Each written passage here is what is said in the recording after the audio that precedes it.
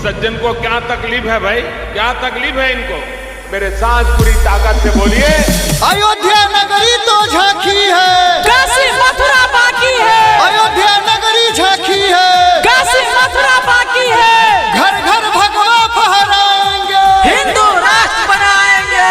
घर घर भगवा फहराएंगे, हिंदू राष्ट्र बनाएंगे। जय श्री राम, जय श्री राम। यही नहीं, अभी और सुनिए। नहीं चलेगा जोर किसी का, अब हमने ये ठानी है।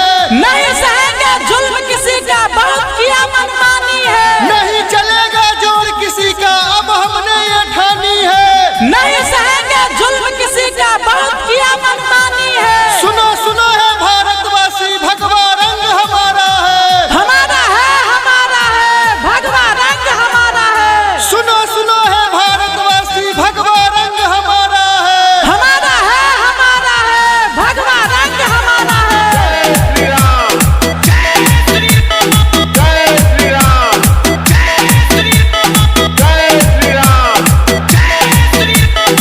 Now, Sunny Paji is back. हमारा हिंदुस्तान जिंदाबाद था, जिंदाबाद है और जिंदाबाद रहेगा। हिंदुस्तान जिंदाबाद, हिंदुस्तान जिंदाबाद, हिंदुस्तान जिंदाबाद।